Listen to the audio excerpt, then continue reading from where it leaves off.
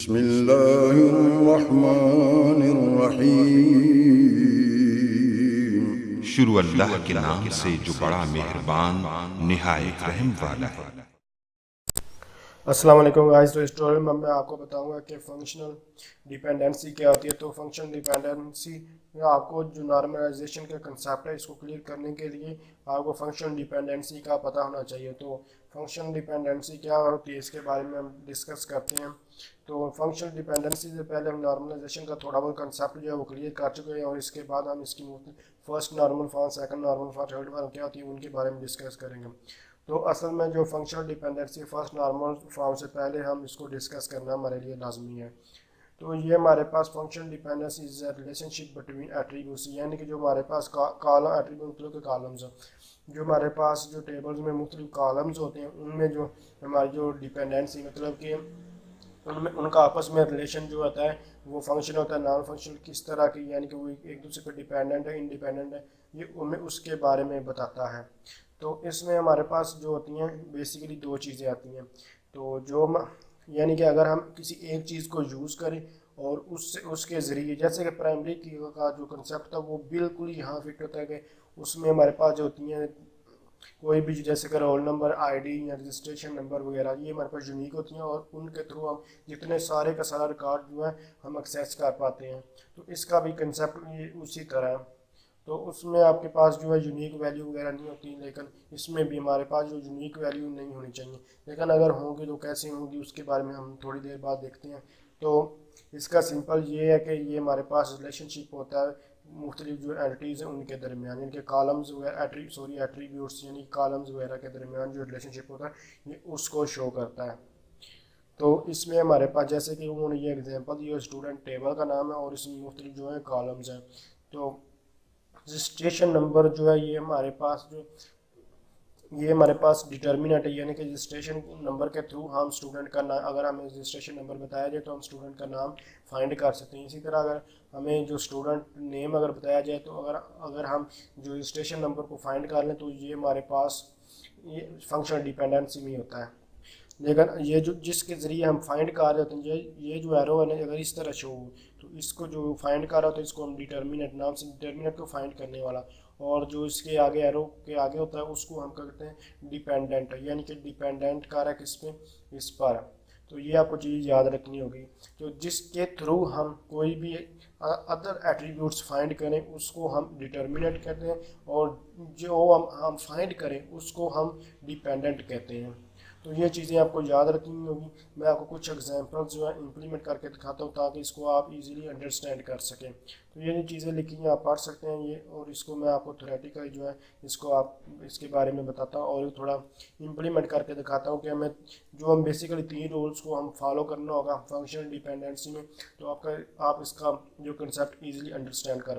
तो यहाँ मैं सिंपल सी वैल्यू लिख लेता हूँ, जैसे कि स्टूडेंट का रोल नंबर और जो स्टूडेंट का नेम है, तो उसके थ्रू पहले मैं आपको बिल्कुल छोटी सी एग्जांपल के थ्रू समझाऊंगा और इससे फिर मैं थोड़ी सी और बड़ी एग्जांपल लिखकर आपको जो फंक्शनल डिपेंडेंसी का कंसेप्ट क्लियर हो। तो यहाँ मैं कुछ लिख लेता हूँ उसके बाद मैं आपको समझाने की कोशिश करता हूँ।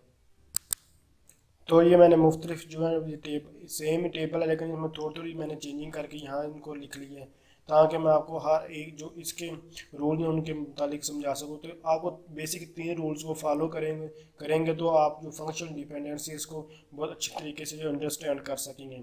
तो इसमें क्या होता है कि आपने सबसे पहले तो आपने देखना है कि हमारे पास ये जो जिसके थ्रू हम जो किसी चीज़ को फाइंड कर रहे हैं वो अगर तो वो सारी यूनिक है यानी कि सारी डिफरेंट है तो आपको इन चीज़ों को चेक करने की ज़रूरत ही नहीं है। तो आपका ये फंक्शन डिपेंडेंट है। जैसे कि अगर आप चाहते हैं कि आईडी के थ्रू नेम कोई भी एक्सेस करना, जैसे कि 2 आईडी के थ्रू आप तला को करना चाहिए तो आप इजीली कर सकते हैं।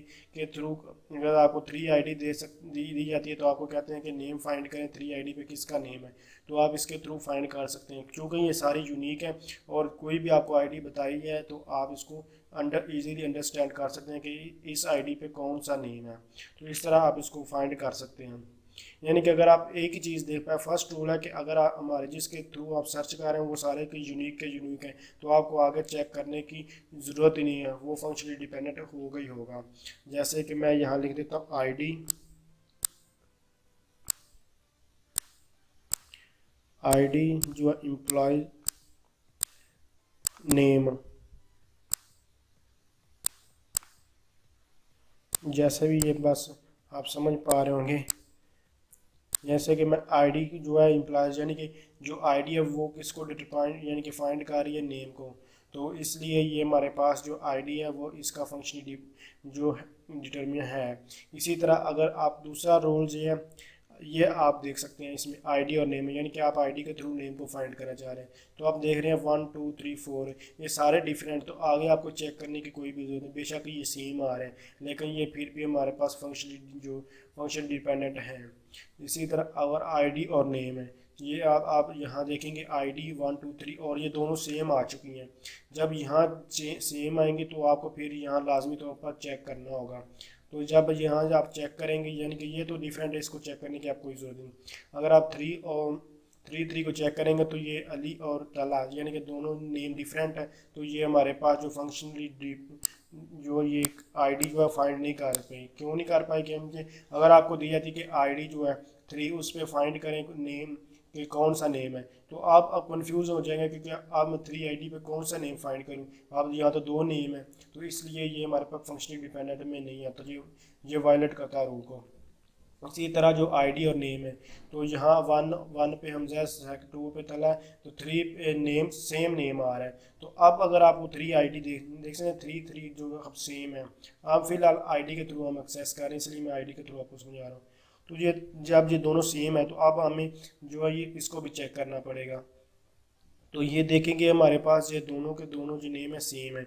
अब अगर आपको आईडी 3 दी जाती तो आप इजीली फाइंड कर सकते हैं कि आईडी, क्योंकि आप इसके थ्रू करेंगे इसके थ्रू आपको नाम तो सेम मिलेगा, इसलिए ये हमारे पास फंक्शनली डिपेंडेंट है।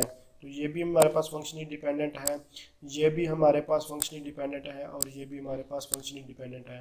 इसी तरह जो आईडी है, अब हम आईडी की बात करते हैं, तो आईडी में 1 है, तो 1 और हमजा, अब इसको तो देखने की क्योंकि ये जहाँ 1 और कोई है नहीं, ये ठीक है। अब आगे हम इसको देखते हैं, तो 3 3 3 अब अगर हमें आईडी 3 दी जाती तो इसके जरिए हमने कोई नाम फाइंड करना है, तो अगर फन देखते हैं तो इस पे तला है, सेकंड पे देखते हैं तो अली है, फिर थर्ड पे भी अली है, ये दोनों सेम आ चुके हैं और ये हमारे पास डिफरेंट आ चुका है, तो इससे ये हमारे पास अब हम कंफ्यूज हो जाएंगे। अब हम आईडी 3 के, अगर आपने जो इम्प्लीमेंट मैंने सेलेक्ट स्टेटमेंट वगैरह आपको करवाई हुई है, अगर उसका आपको कंसेप्ट हो तो आप इसको इजीली अंडरस्टैंड कर सकते हैं। तो इसमें हमारे पास 3 हमें आईडी दी जाती तो हम कभी भी ये नेम फाइंड नहीं कर, क्योंकि हमारे पास 2 नेम आ जाएंगे, आप हम कंफ्यूज हो जाएंगे यानी कि तला और ये, तो इस तरह हम फाइंड नहीं कर सकते। उसके बाद हमारे पास आईडी और नेम है, तो आईडी हमारे पास सारी डिफरेंट है, तो हमें ये चेक करने की ज़रूरत ही नहीं है, तो इसलिए आप ये हमारे पास ट्रू ही होगी। लेकिन यहाँ अगर हमारे पास जो आईडी है ये सारी सेम आती है और ये भी सेम आती है, तो फिर भी हमारे पास आंसर जो है ट्रू ही होगा, क्योंकि वो मैं आपको जैसे कि ये बताई हैं कि हमारे पास बेशक ये वाली चीज़ें सेम आ रही हैं यहाँ, तो अब मैं ये वाली चीज़ करनी होगी। तो अब मैं आपको रूल बता देता हूँ कौन कौन से रूल हैं। यानी कि फर्स्ट रूल है, अगर ये हमारे पास आईडी सारी डिफरेंट है तो आपको आगे जितने भी एट्रीब्यूट्स किसी को भी चेक करने की ज़रूरत नहीं होगी। दूसरा रूल ये है कि अगर ये हमारे पास सेम आ रहे हैं तो आप फिर नेम को देखेंगे, यानी कि जो इससे आगे वाले एट्रीब्यूट उनको देखेंगे, वो हमारे पास अगर वो भी सेम है तो फिर भी आपको चेक करने की कोई ज़रूरत नहीं है। लेकिन अगर ऐसे रैंडमली आ रहे हैं, यानी कि जैसे कि ये इसमें आ रहे थे, तो इसमें आपको चेक करके देखना होगा कि कंडीशन वो ट्रू है या नहीं। तो जो मोस्टली 2 पहले रूल्स हैं वही फॉलो किए जा सकते हैं, लेकिन बहुत ही रेयर में होता है कि आपको जो थर्ड जो है रूल उसको भी अप्लाई करना पड़े। तो ये तो हमने सिंपल से एक एग्जांपल देखी है। या अगर हम इसी चीज़ को, अगर हमें कहा जाता है कि आपको नेम दिया जा रहा है तो हमें कोई आईडी बताएं, ये भी हो सकता है, लेकिन रियल लाइफ में हम आईडी के थ्रू ही सारी आईडी मतलब कि रोल नंबर जो यूनिक चीज़ होती है उसके थ्रू ही हम चीज़ों को एक्सेस करते हैं। ये भी तो हमें कहा जा सकता है कि जो नेम है इसके थ्रू हमें कोई भी एक चीज़ फाइंड करें। तो अब इसके मतलब ये तो पहला रूल हमने जो देखा था वो आईडी का देखा। अब हमें दिया गया नेम और हमें कहा गया कि आप आईडी फाइंड करें, तो इसमें क्या होगा कि आप नेम को ले गए, यानी कि जहाँ हमजा तला और अली है तो ये हमारे पास डिफरेंट है, तो हमें ये चेक करने की ज़रूरत नहीं है, मेरे पास रूल फॉलो हो रहा है। इसी तरह यहाँ नेम को आप लेंगे हमजा तला और अली यानी कि ये दोनों हमारे पास सेम आई हैं और जो आईडी है ये दोनों डिफरेंट, तो अगर हम एक चीज़ है तो हम कंफ्यूज हो जाए, इसलिए ये रूल हमारे पास यहाँ फॉलो नहीं किया जा सकता। इसी तरह अगर हम इस चीज़ को देखें, हम नेम के थ्रू जो एक्सेस कर रहे हैं आईडी को, तो अगर हमें कहा जाता है कि इनमें से कोई एक हमें आईडी दी जाती है, एक नेम दिया जाता है सॉरी, तो हमजा, तला, अली और तला, यानी कि हमारे पास जो तला और तला आ चुके हैं, तो अब हमारे पास ये यहाँ 2 और 3 है, तो ये भी हमारे पास रूल जो है फॉलो नहीं किया जा सकता, क्योंकि यहाँ सेम है, तो यहाँ अगर सेम है तो फिर भी हमारे हम इसका बता सकते थे, लेकिन यहाँ 2 चीज़ें हमें डिफरेंट दिखाई दे रही, तो हम बता नहीं सकते। जब बहुत बड़े टेबल होंगे तब आपको कन्फ्यूजन, ये तो सिंपल सी छोटी सी एग्जांपल आपको समझा रहा हूँ। तो इसी तरह ये जो हमारे पास हमजा, तला और अली अली है, तो ये तो मैं डिफरेंट, इसको कन्फ्यूज होने की जरूरत नहीं। तो आप अली और अली दोनों सेम आ रहे हैं, तो यहाँ भी हमारे पास सेम है, तो इसलिए ये रो अब हमें एक अली बताया जाता है नाम, तो हम उसके जरिए हम क्योंकि एक ही रिकॉर्ड है हमारे पास, तो इसके थ्रू हम बता सकते हैं ये ट्रू है, नेम के हिसाब से हम देख रहे हैं अब आईडी को। तो अब नेम में हमजा, तला और अली अली है, तो अब हमें ये तो डिफरेंट, इससे हमें कंफ्यूज होने की कोई चीज़ नहीं, ये इसको नहीं फिर देखना। अब ये दोनों जो सेम है इसके हिसाब से हम इसको देखेंगे, तो ये भी सेम है, तो हमारे हम इजीली बता सकते हैं, इसलिए ये भी हमारे पास अब ट्रू है इस हिसाब से। तो अब आईडी और नेम है, आईडी और नेम में अब सारे की सारी सेम है, ठीक है। और उसके बाद अगर ये सारी की सारी सेम है तो ये भी ज़ाहिर बात सेम होनी चाहिए, लेकिन ये सारे की सारी डिफरेंट है, इसलिए ये फॉलो नहीं कर रही, तो ये हमारे पास क्रॉस हो जाएंगे। तो ये हमारे शॉर्ट से एग्जांपल हमने देखी है। तो आप जो नेक्स्ट स्टोरी है उसमें हम एक बड़ी एग्जांपल देंगे और उसके थ्रू देखेंगे, जैसे कि यहाँ जैसे कि आईडी और नेम था, उसमें हम आईडी नेम जो है ईमेल सब्जेक्ट, इस तरह मुख्तलिफ चीज़ें जो है वो इनको एंटर करके हम देखेंगे, ताकि आप अगर बहुत ज़्यादा डाटा आपको आता है तो आप उसमें कैसे फंक्शनल डिपेंडेंट को देख सकते हैं। तो अगर आप समझते हैं ये वीडियो हेल्पफुल है तो इसको लाइक कीजिए। थैंक्स फॉर वॉचिंग, अल्लाह हाफिज़।